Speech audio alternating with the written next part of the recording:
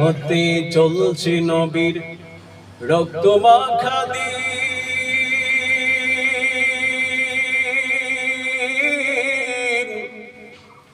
ছেড়ে দিয়েছি কোরআন হাদিস। এই তো মোদের চিল্লান কথা বলেন ঠিক কিনা?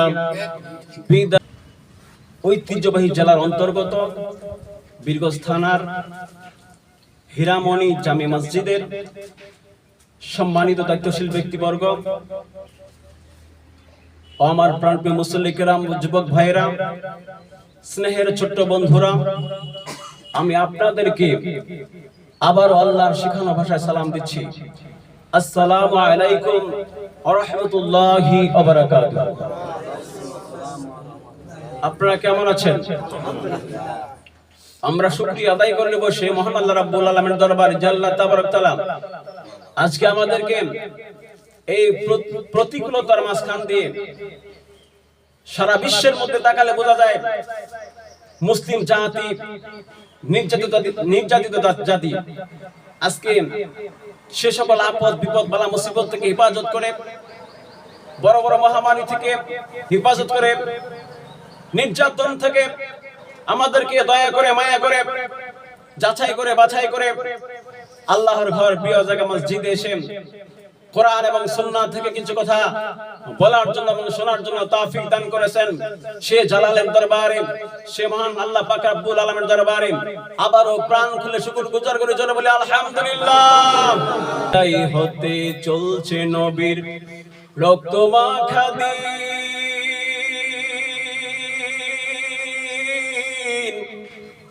ছেড়ে দিয়েছি কোরআন সুন্নাহ, এই তো আমাদের চিন। আল্লাহু আকবার।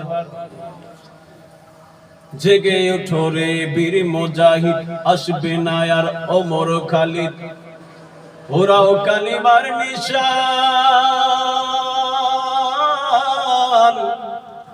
হুঙ্কার দিয়ে গাহিয়া ওঠো কালিমার জয়গান, বলি লা ইলাহা ইল্লাল্লাহ, লা ইলাহা ইল্লাল্লাহ, লা ইলাহা ইল্লাল্লাহ, লা ইলাহা ইল্লাল্লাহ, লা ইলাহা ইল্লাল্লাহ, মুহাম্মাদুর রাসূলুল্লাহ। জোরে বলি সাল্লাল্লাহু আলাইহি ওয়াসাল্লাম। প্রিয় উপস্থিতি, আজকের এই ইযা নুদিয়া লিস-সালাম মিন ইয়াউমিল জুমআতি ফাসআউ ইলা যিকরিল্লাহি ওয়া যারুল বাই', আল্লাহু আকবার। যালিকুম খায়রুল লাকুম ইন কুনতুম তা'লামুন।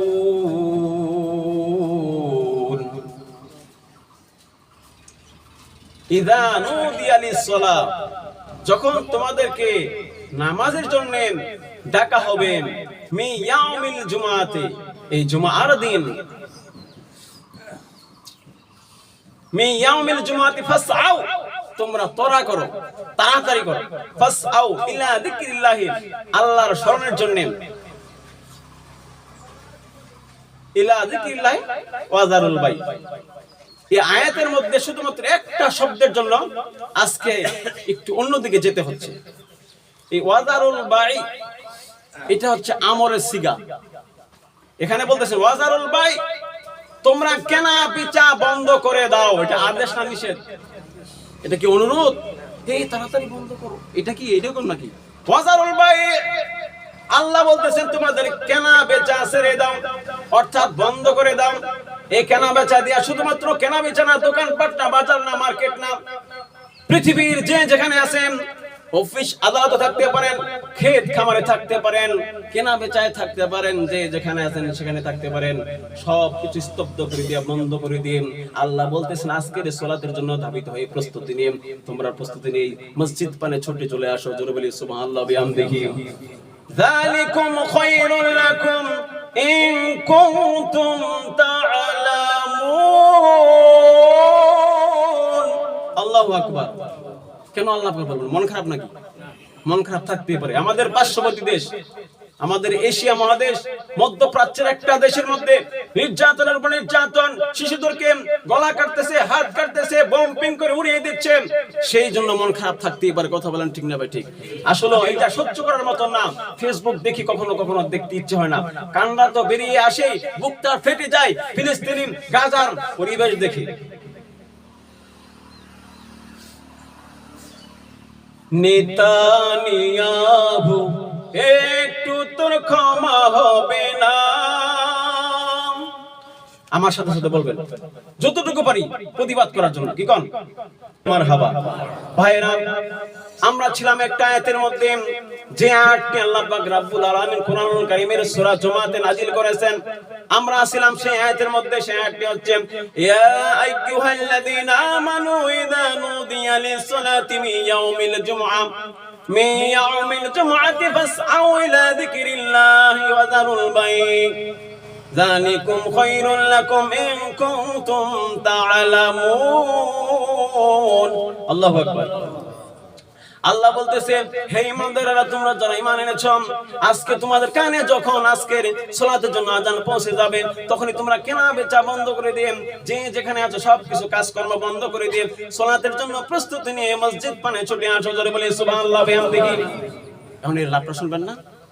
আজকের জন্য যারা নিয়ত করবে খালেস নিয়তে, যে আজকের 2 রাকাত নামাজ এবং ইমাম সাহেবের খুতবা শুনবো, এই নিয়তটা করে যারা গোসল করবে, খুশবু লাগিয়ে পরিষ্কার পরিচ্ছন্ন পোশাক পরে আসবে বাড়ি থেকে, তখন কি লাভ জানেন? একটি কদমে এমন লিখি লেখা হবে, আপনারা শুনলে আশ্চর্য হয়ে যাবেন, যে কদমে আল্লাহ পাক রব্বুল আলামিন 1 বছর কালীন নফল রোজা রাখলে যে সওয়াব পাইতেন, সেই সওয়াব আপনার আমলনামায় লিখে দিবে। জোরে বলি সুবহানাল্লাহ বিহামদি। তাহলে আপনার কত কদম লেগেছে আপনার এই মসজিদ পানে ছুটে আসতে, একবার চিন্তা করে দেখছেন নাকি ভাইয়েরা আমার? আল্লাহর কাছে কি সওয়াবের ভান্ডার কম আছে নাকি বলেন? তাহলে আজকে দেখা যাচ্ছে আমরা কোনায় ঘন্টা হিসাব করি, আযান হয়ে যায় 12:30, 12:30 মিনিটে, 12:15 মুয়াজ্জিন কখন মিম্বারে দাঁড়াবে খুতবা দেওয়ার জন্য? 1টা বাজে, তখনই যাব, এর আগে যাব না। এর আগে কি করব? খেলার আড্ডায় থাকবো, ওখানে কথাবার্তা বলবো, চার হোস্টেলে চা খাবো। কথা বলেন না কেন? আবার অনেক একটা দল আছে আপনার, আরেকটা দল আছে তারা ঘড়ির কাঁটায় দেখে, মোবাইলে দেখেন। এখন তো হাত ঘড়ি কম হয়ে গেছে, মোবাইল আছে, মোবাইলে দেখেন যে কখন নামাজ শুরু হবে। আমাদের মসজিদে 1টায় জামাত শুরু হয়, ওই তারা খুতবাও শুনে না, ইমাম সাহেবের মুখখানাও দেখে না। যখন কেবল খালি মুয়াজ্জিন সাহেব ইকামত দেয়া শুরু করে দেয় সালাত, তখন শুধুমাত্র অ্যাটেন্ড করে, হাজিরাতে উপস্থিত হয়, জামাত ধরে। কথা বলেন ঠিক না ভাই? ঠিক। তারা তো সবের দরকার নাই, তাদেরকে আল্লাহ পাক রব্বুল আলামিন পৃথিবীতে পাঠাইয়া জান্নাতের সার্টিফিকেট মনে হয় দিয়া দিয়েছে। কথা বলেন না কেন? দেখেন, আমি আপনাদের সামনে একটা হাদিস তেলাওয়াত করে শুনিয়েছি। وعن مالك بن انس قال قال رسول الله صلى الله عليه وسلم تركت فيكم امرين لن تضلوا تمسكتم بهما كتاب الله وسنة نبيه। বিশ্ব নবীর বিদায় হজের শেষ একটা হাদিস। বিদায় হজের কোন হাদিস? এরপরে বিশ্ব নবী আর হজ করতে পারেন নাই, হাজীদের সাথে আর দেখা করতে পারেন নাই। এর আগে আল্লাহ পাক রব্বুল আলামিন তার হাবিবকে পৃথিবী থেকে নিয়ে চলে গেছেন। আল্লাহু আকবার। তখন কি বলছেন? হে জাতি, মানব গোষ্ঠী, বিশ্ব মানব জাতি, আমি তো চলে যাচ্ছি, আপনাদের সাথে আমার আর দেখা হতে পারে না হতে পারে, তবে আপনাদের জন্য আমি 2টা জিনিস রেখে যাচ্ছি। এই 2টা জিনিসের মধ্যে হচ্ছে, একটা হচ্ছে কিতাবুল্লাহ আল কোরআন, আর সুন্নাতে নবী আমার হাদিস। এই 2টা রাস্তা, এই 2টা বস্তু, এই 2টা জিনিস যতদিন পর্যন্ত আপনারা শক্ত করে মজবুত করে আঁকড়ে ধরে রাখতে পারবেন, ততদিন পর্যন্ত পৃথিবীর কোনো পরশক্তি, কোন ইহুদি শক্তি, কোন নাস্তিকবাদ, কোন পরশক্তি, কোন বাতিল শক্তি, কোন তাগুত শক্তি আপনাদেরকে গ্রাস করতে পারবে না, আপনাদেরকে পরাজিত করতে পারবে না। আজ দেখেন তাকে আমাদের হাতে আছে নাকি সেই 2টা জিনিস? আমরা ছেড়ে দিয়েছি। একটু আগে আপনাদেরকে আমি গানে গানে শুনিয়ে দিয়েছি, বিদায় হতে চলছে নবীর রক্ত মাখা দিন, ছেড়ে দিয়েছি কোরআন হাদিস, এই তো আমাদের চীন, একটু তাকিয়ে দেখেন গাজার দিকে, ফিলিস্তিনের দিকে, কাশ্মীরের দিকে, চেস্তিয়ার দিকে, বস্তিয়ার দিকে, আফগানের দিকে। আফগানকে আল্লাহ রাব্বুল আলামিন বিজয় দিয়েছে রক্তের বিনিময়ে। তেমনি করে নবীর হাদিস আছে আপনার, ফিলিস্তিন বিজয় হয়ে যাবে, গাজা বিজয় হয়ে যাবে, রক্ত গেছে যাক, কিন্তু রক্ত গেছে কোনো বিধায় যাবে না। মরতে দেরি হয়েছে, শহীদ হতে দেরি হয়েছে, কিন্তু আল্লাহ পাক রব্বুল আলামিন তার জান্নাতে পৌঁছতে দেরি করার নাই। কথা বলেন ঠিক না বেঠিক? ইমানি শক্তি আছে? যদি ইমানি শক্তি থাকে তাহলে আমার আওয়াজ যারা শুনতেছেন, যারা শুনবেন, আমরা যেন একই প্ল্যাটফর্মে আসতে পারি। ভাইরা আমার, পৃথিবীতে আল্লাহ পাক রব্বুল আলামিন মানুষকে পাঠানোর পর যদি তারা ঈমানদার হয়ে থাকেন, সেই ঈমানদার না বেঈমান, ঈমান আছে কি না অথবা নাই, এটা প্রমাণ করার জন্য আল্লাহ পাক রব্বুল আলামিন আল্লাহর পক্ষ থেকে কত পরীক্ষা আসে। কথা বলেন ঠিক না বেঠিক? সেই পরীক্ষা যদি আমি উত্তীর্ণ হতে পারি, তাহলে আল্লাহ পাক রব্বুল আলামিন পৃথিবীতে ঘোষণা করে দিবে, সে আমার ঈমানদার বান্দা, সে আমার খালেস বান্দা, সে আমার খাস বান্দা, সে আমার নিকটতম বান্দা, সে আমার নৈকট্য লাভ করেছে। কথা বলেন ঠিক না বেঠিক? পরীক্ষা ছাড়া কেউ পায় নাকি সার্টিফিকেট? কথা বলেন না কেন? পরীক্ষা ছাড়া কি আপনি পরীক্ষায় উত্তীর্ণ হতে পারবেন? পরীক্ষা ছাড়া কি আপনাকে কোন সার্টিফিকেট দিবেন বোর্ড থেকে? 11 বছর অথবা 10 বছর অথবা 9 বছর ক্লাস করার পর দাখিল অথবা মেট্রিক পরীক্ষা হয়। প্রতিটি সাবজেক্টে উত্তীর্ণ হতে পারলে তখন বোর্ড থেকে বোর্ড কর্তৃক একটা সার্টিফিকেট আসে। তেমনি করে আপনার ঈমান আছে কিনা আল্লাহর পক্ষ থেকে যুগে যুগে পরীক্ষা আসবে। যেমনটি আসছিল এই পৃথিবীতে লাখো লাখো পয়গম্বর আসছিল, শেষ নবী আমাদের বিশ্ব নবী জনাবে মুহাম্মদ রাসূলুল্লাহ সাল্লাল্লাহু আলাইহি সাল্লাম জুড়ে বলেন, তার উপর তো পরীক্ষা আসছিল, আসে না নাই? বিশ্ব নবীর পরীক্ষা হয় নাই? অনেক পরীক্ষা হয়েছে, এবং পরীক্ষা এমন মার পেয়েছে, এই মার আর কোন নবী পয়গম্বর পায় নাই। জোরে বলি সুবহানাল্লাহ বিহামদিহি। কয়টা বাজে?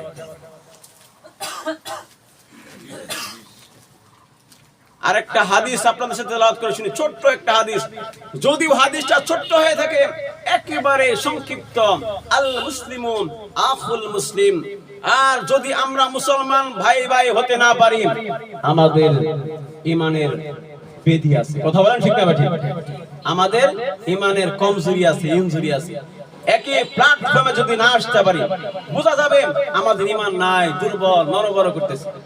যার জন্য আযান কানে পৌঁছার পর কিভাবে কাজ চালিয়ে যায়, কিভাবে দোকানপাট বন্ধ করি না। ওয়াজারুল ভাই, এটা আমার কথা নয়, আপনার কথা নয়, আমার বাপ দাদার পৈতৃক সম্পত্তির কথা নয়, এটা মেম্বারের কথা নয়, একটা চেয়ারম্যানের কথা নয়, এটা রাষ্ট্রপ্রধানের কথা নয়, শেখ হাসিনা পালিয়ে গেছে তার কথা নয়, খালেদা জিয়া জীবিত আছে, এই দেশে আছে তার কথা নয়, অনেক দল আছে তাদের কথা নাকি এটা বলেন? তাদের কথা না, এটা একমাত্র যাদের জন্য আমরা প্রথমেই আমানতু বিল্লাহি, যার উপর ঈমান এনেছি, তার পক্ষ থেকে একটি আদেশ, ওয়াজারুল বাই, তোমাদের কেনা বেচা ছেড়ে দাও, কেনা বেচা বন্ধ করো। অর্থাৎ যে যেখানে আছেন সকল কিছু বন্ধ করে দিন। আল্লাহকে ভালোবাসেন, রাসূলকে ভালোবাসেন, এই মসজিদকে ভালোবাসেন, ঈমানকে ভালোবাসেন, ঈমান রক্ষার্থে এই সালাতের জন্য প্রস্তুতি নিন, খুশবু লাগিয়ে পরিষ্কার পরিচ্ছন্ন পোশাক পরেন। যদি আসি, একটু আগে বলে দিয়েছি এর ফায়দা কি, এর ফজিলত কি বলে দিনই নাই। একটি কদমে আল্লাহ পাক রব্বুল আলামিন 1 বছর লাগাতার নফল রোজা রাখলে যে সওয়াব আপনি পাবেন, সেই সওয়াব আপনার আমলনামায় লিখে দিবে। জোরে বলে সুবহানাল্লাহ বিহামদিহি। আর এই সওয়াবের আশা যদি না করেন, তাহলে আল্লাহর কাছ থেকে, আল্লাহর পক্ষ থেকে জান্নাতের আশা করার কোনো অধিকার নাই। আপনার কথা বলেন ঠিক না ভাই? ঠিক। তাহলে তো আপনি ঈমানই নাই। খ্রিস্টান, নাসারা, ইহুদি, বৌদ্ধ, হিন্দু তারা প্রশ্ন করে যে মহারাজ, হুজুর, বক্তা সাহেব, কারি সাহেব, হাফেজ সাহেব, আমি ঈমান আনতে না পারি, পৃথিবীতে মানব সেবায় নিয়োজিত আছি, 1 নম্বরে অনেক ভালো ভালো কাজ করে দেখাচ্ছি, কিন্তু তারপরও কি আল্লাহর কাছে আমি ক্ষমা পাবো না? তারপরও কি আল্লাহর জান্নাতের আশা করতে পারি না? তখন উত্তর আসে এটাই যে ঈমান এমন একটা জিনিস, এমন একটা বস্তু, যে আপনার বাজার করতে গেলেন আপনার ব্যাগের প্রয়োজন আছে, কথা বলেন ঠিক না বেঠিক? রং বেরঙের বাজার করবেন, বিভিন্ন রকমের বাজার করবেন, বাজারটা রাখার জন্য একটা কি দরকার আছে, কথা বলেন কি দরকার আছে? ব্যাগ দরকার আছে। অতএব আপনার ব্যাগের দরকার আছে। আর ব্যাগ না থাকলে আপনি যত প্রকারের বাজার করতে চান, কিন্তু সেই বাজারগুলো রাখবেন কিসে, কথা বলেন না কেন? হ্যাঁ, রাখার ব্যাগ লাগবে। আর ঈমানটা হচ্ছে একটা ব্যাগ। আল্লাহু আকবার। ঈমানটা হচ্ছে কি একটা থলে। এই থলে যখন থাকবে তাহলে আমার ভালো ভালো কাজগুলো রাখার জায়গা থাকবে, কথা বলেন না কেন? আল্লাহ রাব্বুল আলামিন আমাদেরকে ভালো ভালো আমল করার জন্য এই ব্যাগটাকে শক্তিশালী করার এবং যেন ছিঁড়ে ফেটে না যায় সেইভাবে হেফাজত করার তৌফিক দেন, সকলে বলি আমিন। অর্থাৎ আমাদের ঈমানটাকে মজবুত করার শক্তি দেন আল্লাহ, হেদায়েত করুন, জোরে বলি আমিন। আজকের এই দিনটা এমনি এমনি হয়ে যায় না। এই দিনটার নাম সেই আরব সাম্রাজ্যের, আরব সমাজের ১৫০০ বছর আগের কথা। এই দিনটার নাম ছিল ইয়াউমুল আরবা। এই আরবা থেকে কিভাবে নামটা হয়ে গেল দেখেন। আরব সমাজের কথা, বিশ্বনবী আসার ৫৬০ বছর পূর্বে এই কথা প্রখ্যাত ব্যক্তিত্ব কাব ইবনে লুআই এমন একটা ব্যক্তি ছিলেন, ওই প্রতিমা পূজা করত অনেকেই, কিন্তু অনেক অগ্নি পূজা করত, মূর্তি পূজা করত। তৎকালীন যুগে ১৫০০ বছর আগের কথা। সেই ব্যক্তিকে আল্লাহ পাক রব্বুল আলামিন সে সকল মূর্তি পূজা থেকে, শিরক থেকে, বিদআত থেকে মুক্ত করেছেন, জয় বলি সুবহানাল্লাহ বিহামদি। আর তিনি একত্ববাদের ঘোষণা দিতেন। কি একত্ববাদের ঘোষণা? কালিমা তাইয়্যিবা লা ইলাহা ইল্লাল্লাহু, একমাত্র শুধুমাত্র হুকুম যার, কোরআন যার, ক্ষমতা যার, আইন চলবে তার, সে কি আল্লাহ পাক রব্বুল আলামিন, একমাত্র তার ছাড়া কারো পূজা করা যাবে না, কারো দাসত্ব করা যাবে না, কারো গোলামি করা যাবে না। ইয়া আইয়ুহান নাসু উবুদু রাব্বাকুমুল্লাযী খালাকাকুম। আল্লাহু আকবার। একমাত্র শুধুমাত্র সকল পৃথিবীর মানুষকে জানিয়ে দিতে চাই, আল্লাহ পাক বলতেছেন ইবাদত করলে শুধুমাত্র আল্লাহর ইবাদত করতে হবে, ইবাদত করলে একমাত্র আল্লাহর দাসত্ব করতে হবে, গোলামি করতে চাইলে একমাত্র আল্লাহর গোলামি করতে হবে, নেতা মানলে একদম বিশ্বনবীকে নেতা মানতে হবে। আর কাউকে কোন স্থানে, কোন সেক্টরে, কোন স্থানে, রান্নাঘর থেকে সংসদ ভবন পর্যন্ত যদি আপনি বিশ্বনবী ছাড়া নেতা মানেন, তাহলে আপনার আল্লাহর কসম করে বলতেছি ঈমান থাকবে না, কথা বলেন না কেন? সবখানে আপনার মিলাদ বাড়িতে রাসূল আছেন, আপনার ওই যে মরে যাওয়ার পর বিসমিল্লাহ আলা মিল্লাতি রাসূলিল্লাহ আছেন, বিয়ে বাড়িতে রাসূল আছেন, সব জায়গাতে রাসূল আছেন, কিন্তু যেখানে আমাদের স্বার্থ হাসিল হবে সেখানে আমার রাসূল থাকে না, কথা বলেন না কেন? হ্যাঁ, শুনেন, এই যে বাঁশের খুঁটি দিয়ে ঘর করছেন, অনেকে তো আবার পিলার দিয়ে ঘর করেন, কথা বুঝিয়েন। এই পিলারটা কি আপনার বাঁশের মতন হয়ে গেছে না ফর্মা লেগেছে, কথা বলেন না কেন? এই পিলারটা বানাতে একটা ফর্মা লেগেছে। এই ফর্মার ভিতরে যখন মাল, মেডিসিন, ইট, পাথর, বালি, কনক্রিট যাকে বলা হয় সেগুলা দেওয়া হয়েছে, মিক্সার করে তারপরে নাট বল্টু লাগিয়ে দেওয়া হয়েছে, মেয়াদ দেওয়া হয়েছে, তারপর একটা পিলার বের হয়েছে। তেমনি করে একটা মানুষের জন্য অবশ্যই ফরমা দরকার আছে, আর সেই ফরমাটা হচ্ছে আল কোরআন, গাইডলাইন। জোরে বলি আল্লাহু আকবার। কোরআন যেখানে থাকার কথা সেখানে যদি আপনার আমরা না নিতে পারি, ততক্ষণ পর্যন্ত ওয়াজারুল বাই, এটা হচ্ছে আদেশ, এটা হচ্ছে হুকুম, এই কথাটা আমি আপনি কিয়ামত রাত পর্যন্ত যদি হায়াত পাই, তারপর যদি বগর বগর করি, বক্তা যদি আজহারি, যদি আপনার যত বড় বড় বক্তা আছে, আমির হামজা থেকে শুরু করে একদম কোয়াকাটা হাফিজুর পর্যন্ত, একদম চরমনাই পীর সাহেব পর্যন্ত, তারা যদি কিয়ামত রাত পর্যন্ত হায়াত পায়, আর তারা যদি শুধু মুখ দিয়ে বলে যায় ওয়াজারুল বাই, ওয়াজারুল বাই, ওয়াজারুল বাই, আল্লাহু আকবার, তাহলে অবশ্যই হাসিল হবে না, স্বার্থ হাসিল হবে না।